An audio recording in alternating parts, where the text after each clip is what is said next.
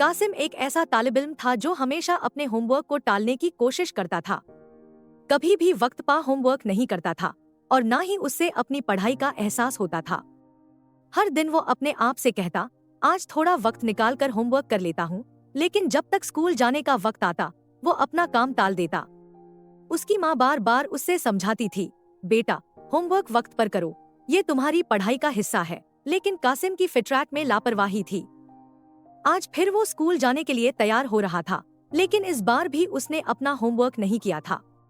उसके दिमाग में एक ही ख्याल था, अगर आज का होमवर्क नहीं हो पाया तो कोई बात नहीं, कल कर लूंगा। लेकिन वो ये नहीं जानता था कि आज उसकी जिंदगी का सबसे बड़ा सबक होने वाला था। उस दिन स्कूल में उसकी टीचर ने सभी स्टूडेंट से होमवर्क जमा करने का ऑर्डर दिया। कासिम के दिमाग में फौरन एक खौफनाक ख्याल आया। उसने अपने दोस्तों से मदद लेना शुरू कर दिया ताकि वो उनसे होमवर्क के जवाब ले सके। उसके दोस्तों ने भी उससे होमवर्क की फोटोकॉपी दी। कासिम ने बिना सोचे समझे उन जवाबों को अपने होमवर्क में लिख लिया और फिर क्लास में पहुंच गया। जब टीचर ने होमवर्क चेक करना शुरू किया, कासिम का दिल धड़क रहा था। उसने फौरन अपनी कॉपी टीचर को दे दी, लेकिन उसका दिल बार बार इस बात से बेचैन हो रहा था।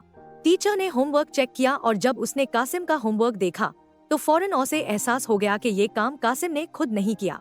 टीचर ने कासिम को बुलाया और कहा, कासिम ये जवाब तुम्हारे नहीं है, तुमने किसी और का काम नकल किया है। कासिम ने शर्मिंदा होकर कहा, जी टीचर, मैं जानता हूँ कि ये मेरी गलती है, मुझे अपनी मेहनत करनी चाहिए थी। कासिम की आंखों के सामने सब कुछ धुंधला हो गया। वो अपने आप को बहुत शर्मिंदा महसूस कर रहा था। टीचर ने उससे कहा, अगर तुमने खुद मेहनत की होती तो ये मसले नहीं आते।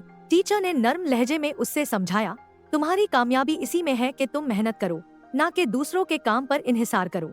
उस दिन कासिम ने फैसला किया कि अब वो अपनी पढ़ाई को संजीदा लेगा। उसने खुद से वादा किया कि वो हमेशा अपना काम खुद करेगा और दूसरों की मदद से बचने की कोशिश करेगा। उसने अपनी माँ से भी माफी मांगी और कहा कि वो अब अपने होमवर्क में दिलचस्पी लेगा। क्लास के बाद कासिम ने अपने दोस्तों से बात की और उन्हें बताया कि वो अब कभी होमवर्क नहीं टालेगा। उसने दिल में ये बात बिठा ली कि कामयाबी मेहनत में है, ना कि नकल करने में।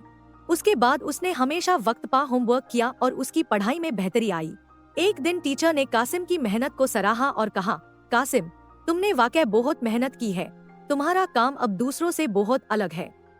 कासिम ने मुस्कुराते हुए कहा, ये सब आपकी नसीहतों की वजह से मुमकिन हो सका है। प्यारे बच्चों, ये कहानी हमें ये सबक देती है कि मेहनत का कोई भी सब्स्टिट्यूट नहीं होता। अगर हम अपनी पढ़ाई में अपना पूरा दिन और मेहनत लगाकर काम करें तो न सिर्फ हम अपने काम में बेहतरी ला सकते हैं, बल्कि हम अपनी जिंदगी में भी कामयाबी हासिल कर सकते हैं। नकल करना सिर्फ एक आसानी का रास्ता हो सकता है, लेकिन मेहनत करना हमेशा बेहतर और सस्टेनेबल होता है। जब भी हम अपने काम में पीछे पड़ते हैं और लगातार अपनी गलतियों से सीखते हैं, तभी हम अपनी जिंदगी में असली कामयाबी और ईमानदारी की तरफ बढ़ते हैं।